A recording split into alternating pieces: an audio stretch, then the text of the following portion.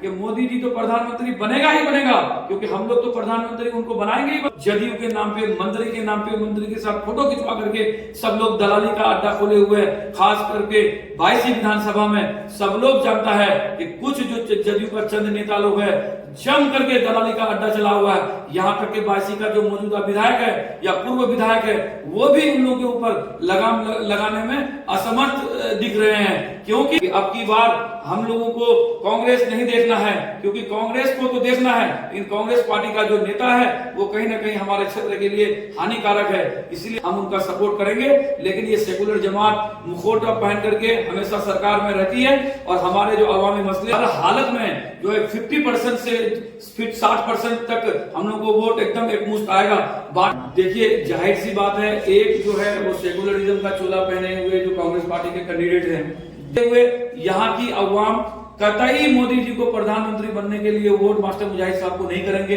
ये तो साफ बात है। अब्दुल इमान साहब को इसलिए करना चाह रहे हैं कि हम लोगों को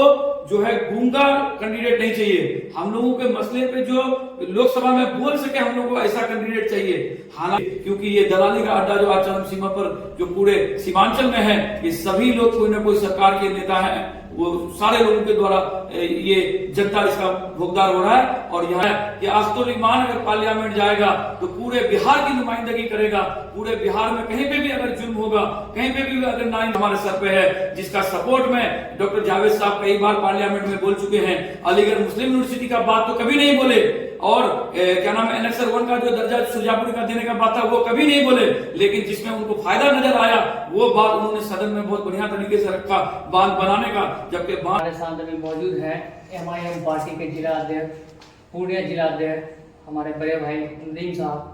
हम उनसे जो है पार्टी के विषय में कुछ जानने की कोशिश करेंगे कि क्या तैयारी है और लोकसभा चुनाव में क्या रहेगा इन लोगों का जो मोटिव, जो जनता को किस रीजन पर जनता वोट करेगी और किस तरह से मेहनत चल रही है पार्टी के लिए। तो आपसे हम जानना चाहेंगे कि पार्टी की तैयारी किस हिसाब से आप लोग कर रहे हैं और जनता के पास आप लोग जा रहे हैं किस चीज़ को लेकर के उतर रहे हैं मैदान में। पहले तो मैं आपको बहुत बहुत मुबारकबाद देता हूँ, क्योंकि आप जैसे युवाओं ने जो आज मीडिया को संभाला है, आप लोगों के बदौलत हम लोग आवाम तक अपनी बात को बहुत आसानी से रख पाते हैं। इसलिए आपका बहुत बहुत शुक्रिया कि आप हमारा इंटरव्यू लेने के लिए आए। जी, आपका सवाल था कि आप लोग पार्टी की मजबूती के लिए कैसे किस तरीके से अभी काम कर रहे हैं। तो हम लोग देखिए अल्हम्दुलिल्लाह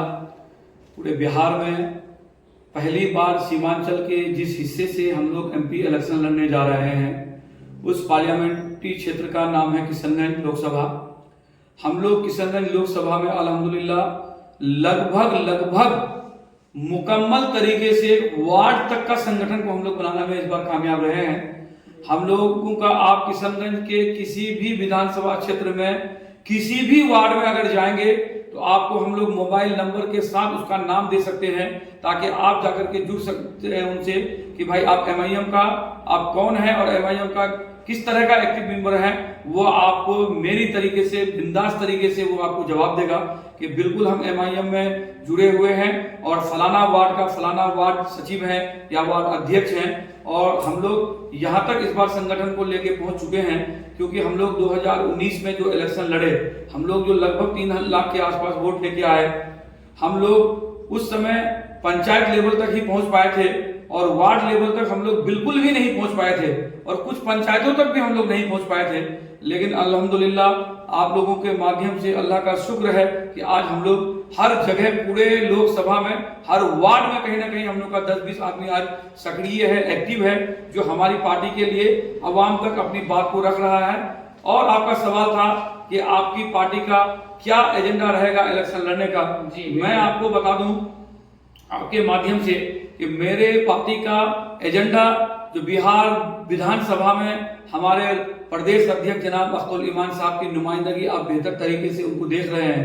कि उनकी नुमाइंदगी मजलूमों के लिए और जुल्म के खिलाफ जो लोग भी शिकार हुए हैं, चाहे वो लिंचिंग तक का मामला हो या किसी भी तरह का अन्याय का मामला हो, अगर सदन में उठाने का काम अकलियतों का या दलितों का या शोषितों का या पिछड़ों का अगर मजबूती से अगर लोग विधानसभा में कोई रखा है, वो सिवाय अख्तुल ईमान साहब के अलावा कोई नहीं रखा है। हमारा एजेंडा सिर्फ और सिर्फ साफ है अवाम के लिए, कि अवाम के मसले के लिए, अवाम के हक के लिए हम लोगों को जितना लड़ाई लड़ना पड़ेगा हम लोग हमेशा तैयार रहेंगे। और लोकसभा में जो लड़ाई है, आप लोग समझ सकते हैं कि लोकसभा में सबसे अहम मुद्दा जो है हम लोग का AMU में अभी तक पैसा नहीं मिलना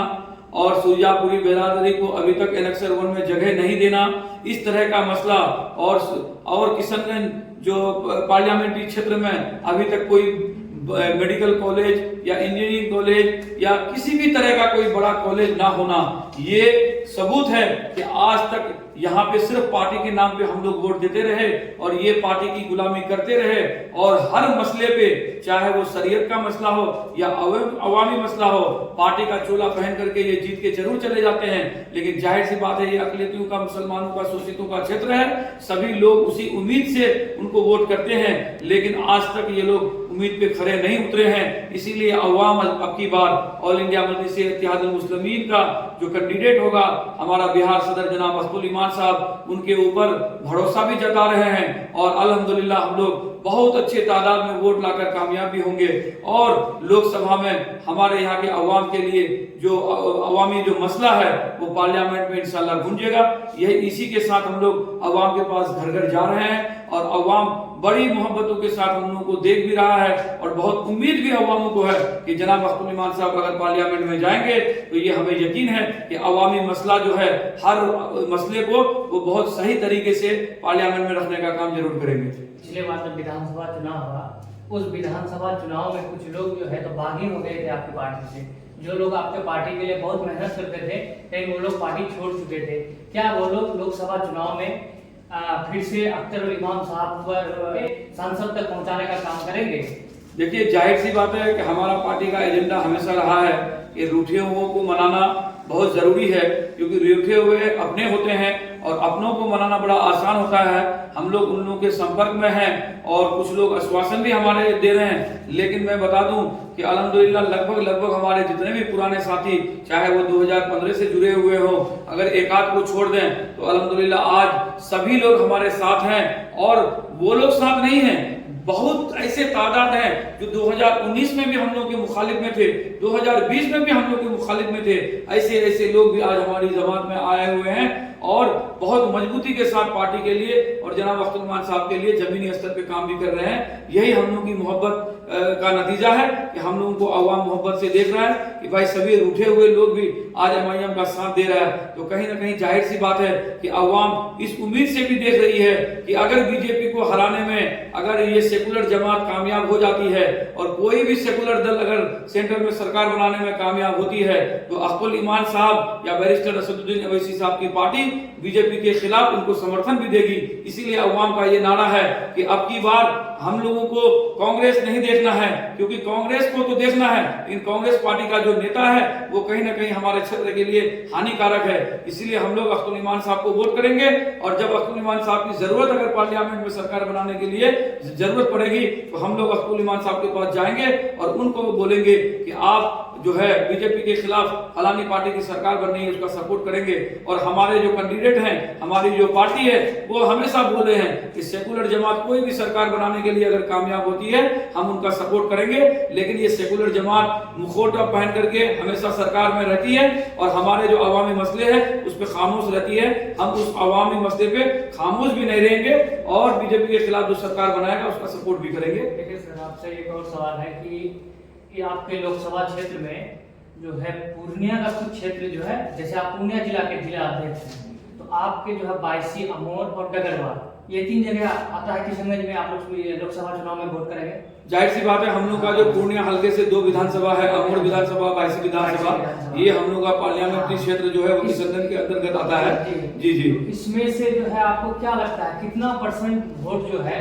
क्या कहते हैं अख्तर साहब की तरफ जाएंगे? और कितना परसेंट जो है जदयू और कांग्रेस को दे रहे हैं? आप अपना हिसाब से बताइए और फील्ड को देखते हुए देखिए, आश्वासन क्या लगता है? देखिए बिल्कुल हम लोगों को अमोड़ विधानसभा हो या बायसी विधानसभा हो, हम लोगों को ये पूरा यकीन है और ये अवामी जो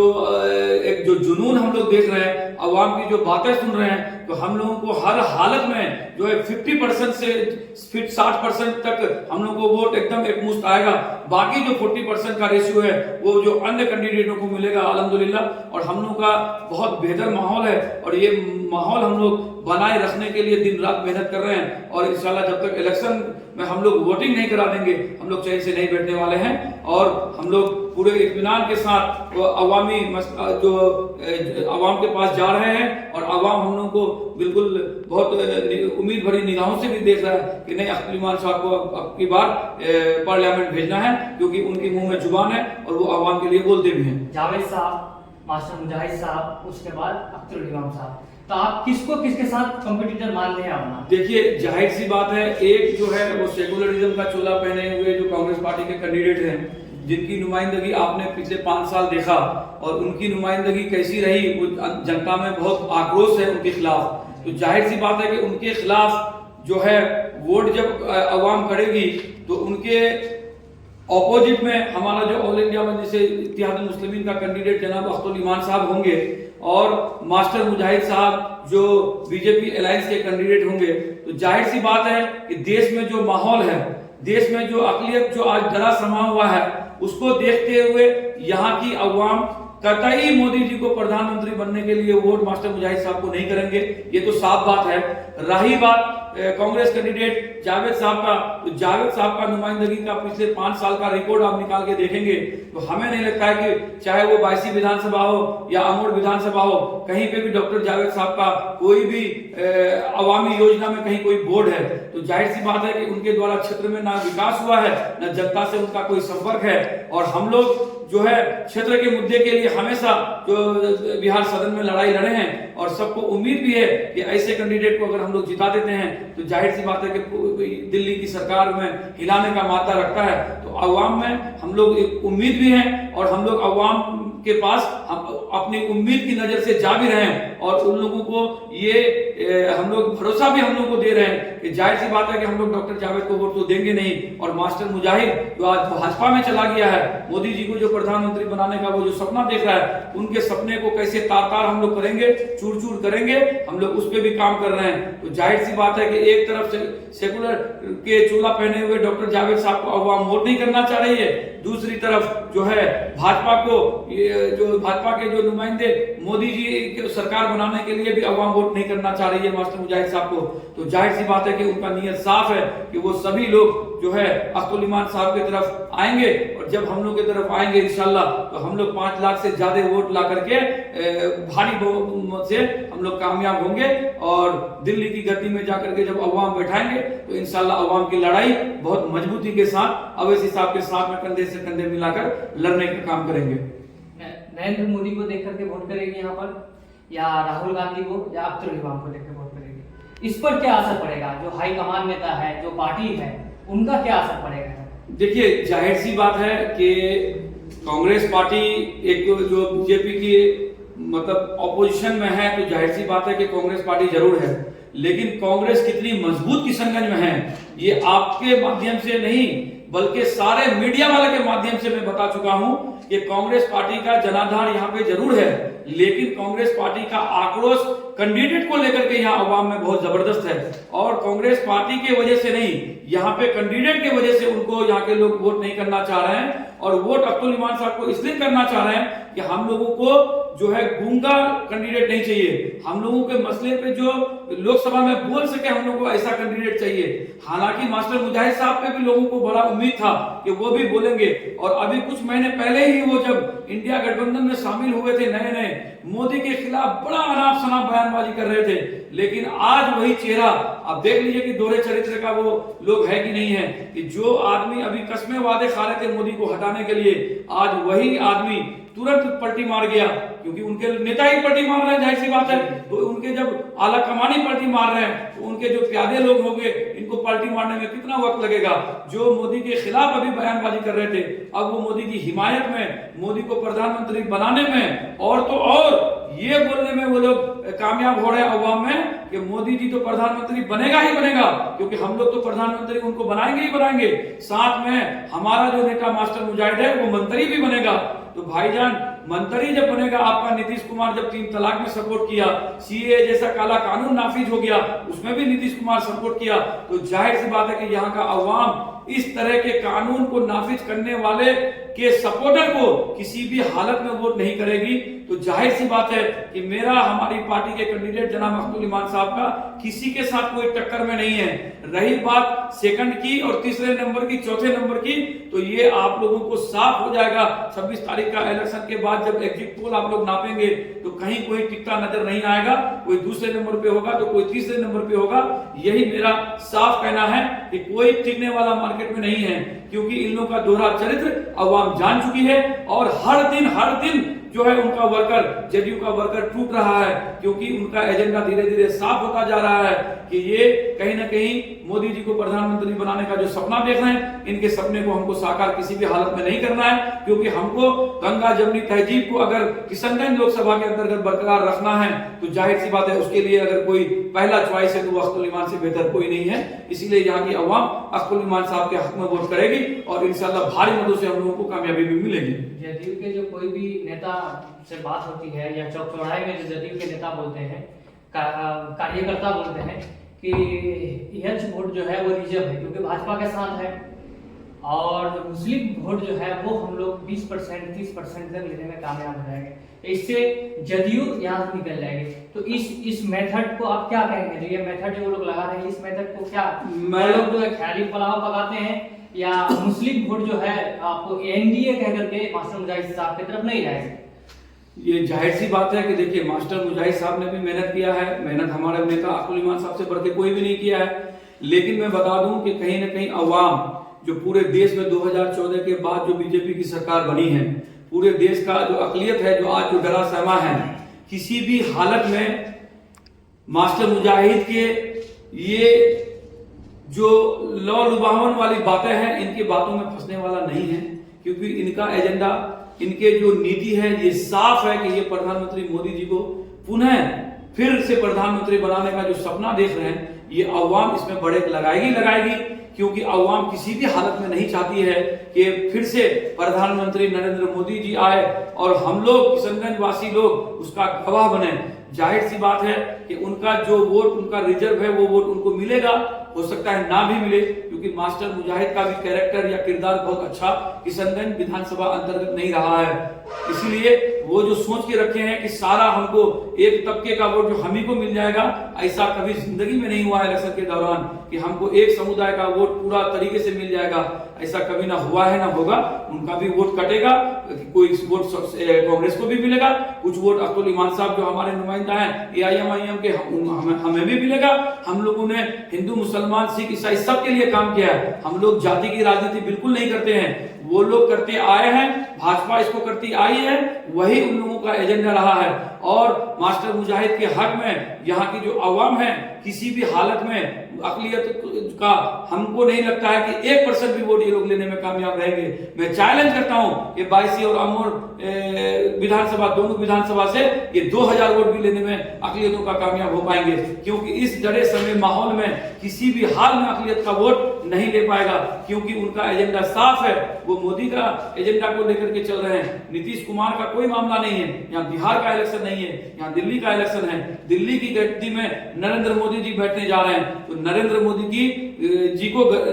गद्दी में नहीं बैठने के लिए पूरा किशनगंज का अवाम चाह रहा है। तो इस सूरत में मास्टर मुजाहिद का लालच में या बहकावे में किसी तरीके से आने वाला नहीं है, और एनडीए के खिलाफ किसी भी हालत में यहाँ पे लोग वोट करने वाले नहीं है। कुछ लोग ये बोलते हैं कि अमोर विधानसभा से जो है अख्तुल इमाम साहब को जिताया गया, लेकिन वहां पर जो उतना अच्छा काम नहीं कर पाए, तो एमपी बनने के बाद क्या करेंगे? और यहाँ तक आरोप लोग लगा देते हैं कि उनका बात जो है कोई ऑफिसर नहीं सुनते हैं, कोई आला अधिकारी नहीं सुनते हैं, थाना नहीं सुनती, ब्लॉक नहीं सुनता है, कुछ नहीं होता है। बिजली की समस्या है अमोर में, तो वो सब जब ठीक नहीं कर पाए तो वो एमपी बनने के बाद वो अपने लोकसभा क्षेत्र में बदलाव कैसे लाएंगे?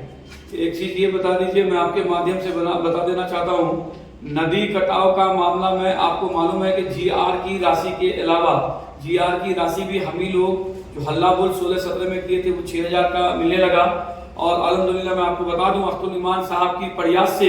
नदी कटाव में लगभग 45 परिवार को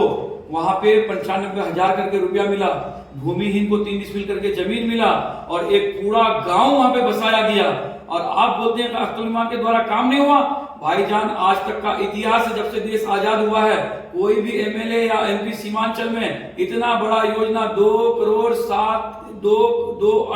करोड़ यानी कि 207 करोड़ 75 लाख का योजना अभयपुर घाट में सैंक्शन हो गया, उसका शिलान्यास भी हो गया, वहां पे काम भी आज जाकर के चालू है। और आप बोल रहे हैं कि काम नहीं हुआ। वहां की अवाम इस बात से खुश है कि काम तो एमपी एमएलए सब लोग करता है, लेकिन जो लड़ाई अख्तुल ईमान ने लड़ा है ये सराहनीय है। और आज तक के इतिहास में बिहार में कोई एमएलए आज तक इतना नहीं लड़ा जितना हमने अपना वोट देकर के अख्तुल ईमान साहब को एमएलए बनाया। अमोर विधायक की हैसियत से जितना विधानसभा में अख्तुल ईमान ने लड़ा, वहां की अवाम उनके ऊपर पूरा भरोसा करती है। और रही बात काम का, तो मैं आपको बता दूं कि काम जितना अगर और विधानसभा हुआ है उसके बनिस्बत अमोर विधानसभा में ज्यादा काम हुआ है। आप जमीनी स्तर पे जाकर के जांच करके देख लीजिए। रही बात करप्शन का, तो करप्शन का अड्डा फैलाने वाले लोग सब जगह जदयू के लोग हैं। मैं आपको चैलेंज करके बताता हूं, चाहे वो बायसी ले लीजिए, अमोर ले लीजिए, डगरवा ले लीजिए, बैसा ले लीजिए, किशनगंज के अलग अलग जगहों पे आप जहां करके जाकर के देखिए, जदयू के नाम पे आज जो दलाली चरम सीमा पर है, ये सारे लोग आज दलाली जदयू के नाम पे, सरकार के मंत्री के नाम पे, नीतीश कुमार जी के नाम पर ये दलाली हो रहा है।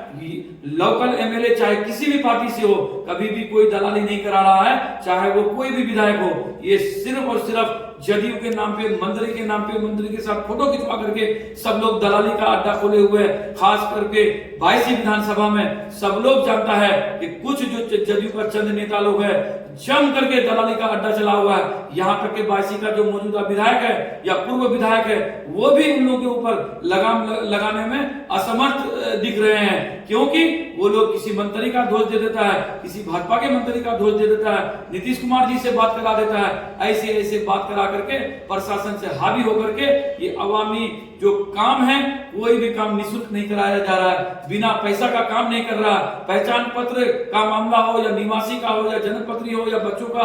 कोई भी काम हो, बिना पैसे का कोई काम नहीं करा रहा है। ये सारे लोग जदयू के लोग करा रहे हैं। मैं नीतीश कुमार जी से आग्रह करता हूं कि ऐसे जो आपके पदाधिकारी जो प्रखंड लेवल पे या जिला लेवल पे छोड़ रखे हैं, ऐसे लोगों पे कार्रवाई कीजिए और ऐसे लोगों को निलंबित कीजिए, क्योंकि ये दलाली का अड्डा जो आज चरम सीमा पर जो पूरे सीमांचल में है, ये सभी लोग कोई ना कोई सरकार के नेता है, वो सारे लोगों के द्वारा ये जनता इसमें काम हो, कैसे आसानी से काम हो, लेकिन ये जदयू के लिए फ्री में या आसानी से काम होने नहीं दे रहे हैं। सरकार का मंत्री का दोष देकर के प्रशासन में जाकर के अपनी बात को मनमानी तरीके से मनवाते हैं और अवाम का फ्री में काम नहीं कराते हैं, बिना पैसा लगे कोई काम नहीं होता है। आप जनता से क्या अपील करेंगे? वोट के लिए आप, आखिरी सवाल है कि आप जनता से क्या अपील करेंगे, जनता को क्या बताएंगे और जनता किस बेसिस पर वोट करेगी, इसके लिए आप? मैं जनता से यही मांग रखता हूं कि अब तक सेकुलर के नाम पे हम लोगों ने 77 साल पे किसी न किसी सेकुलर जमात को वोट किया ही किया है। अब की बार पूरे बिहार में सिर्फ और सिर्फ अभी तक जो हम लोगों ने किशनगंज सीट से अनाउंसमेंट किया है, यही सिर्फ मात्र एक विकल्प है। नहीं तो किसी भी जाते, किसी भी समुदाय, छोटा बौना, लंबा आदमी या काला आदमी या गोरा आदमी, किसी भी आदमी को सेकुलर के नाम पे हम लोगों को वोट देना पड़ता था, क्योंकि टिकट जिसको भी मिलता था हम लोग अब तक वोट करते आ रहे थे। सिवाय मात्र इस लोकसभा क्षेत्र के अलावा पूरे बिहार में कहीं विकल्प नहीं है। अगर आपको यहाँ पे विकल्प मिला है, हमको यहाँ पे विकल्प मिला है, इसको हम लोगों को विकल्प को खड़ा करना करना है, ताकि हम लोगों का जो बात है, हम लोगों के जो इलाके का मसला है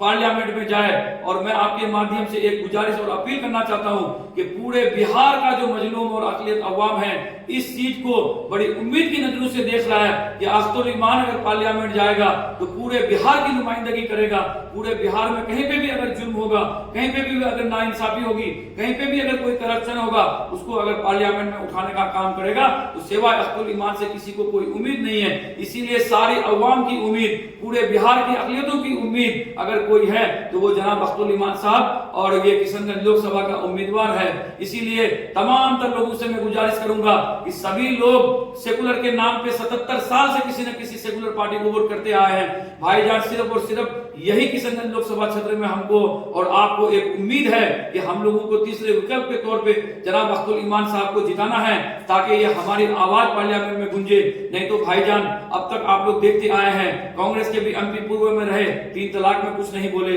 अभी हमारे लगातार 5 साल में डॉक्टर जावेद साहब एमपी रहे, इलाका का मसला आप देख ही रहे हैं कि कुछ उठाया नहीं गया, इलेक्शन वर्क का मामला नहीं उठाया गया। अभी जो बांदरों को संघर्ष समिति के बैनर तले एक पूरा प्रोग्राम हुआ था, अभी बांध जैसा मुसीबत भी हमारे सर पे है, जिसका सपोर्ट में डॉक्टर जावेद साहब कई बार पार्लियामेंट में बोल चुके हैं। अलीगढ़ मुस्लिम यूनिवर्सिटी का बात तो कभी नहीं बोले, और क्या नाम है एनेक्सर 1 का जो दर्जा सुजापुरी का देने का बात था वो कभी नहीं बोले, लेकिन जिसमें उनको फायदा नजर आया वो बात उन्होंने सदन में बहुत बढ़िया तरीके से रखा बांध बनाने का, जबकि बांध बनाने से ये क्षेत्र बहुत ज्यादा नुकसान में पड़ जाएगा। इसीलिए ऐसे लोगों को सत्ता से दूर करें और अपने हक की लड़ाई लड़ने के लिए, अपनी आवाज के लिए इस बार सिर्फ और सिर्फ अख्तरुल ईमान साहब को वोट करें। पतंग छाप में 26 अप्रैल को वोट दे करके भारी मतों से अख्तरुल ईमान साहब को जिताएं। और ये जीत हमारी नहीं, ये जीत पूरे बिहार की उम्मीद की जीत होगी, पूरे बिहार के अवाम की जीत होगी, जो लोग गरीब दलित मजलूम सारे लोगों की जीत होगी। इसीलिए 26 अप्रैल को जनाब अख्तरुल ईमान साहब के पतंग छाप के हक में वोट करें। और सभी लोगों को मैं नदीम अख्तर जिला अध्यक्ष पूर्णिया की ओर से सभी लोगों को ये मैं फिर से उन्हें गुजारिश कर रहा हूं कि आप सभी लोग 26 अप्रैल को जनाब अख्तरुल ईमान साहब को भारी मतों से वोट देकर कामयाब करें और यहाँ के मजलूम अवाम के हक और हुकूक के बारे में नुमाइंदगी बेहतर तरीके से कर सके, इसीलिए वोट करें। क्योंकि हम लोगों ने अब तक वोट जो है किसी न किसी सेकुलर सरकार को देता ही है, इसीलिए ये हम लोगों की तरफ से एक नारा भी दिया है, सब ने दिया है हमको चोट, अब की बार अपनी पार्टी अपना वोट। अख्तरुल ईमान जिंदाबाद, अवैसी साहब जिंदाबाद।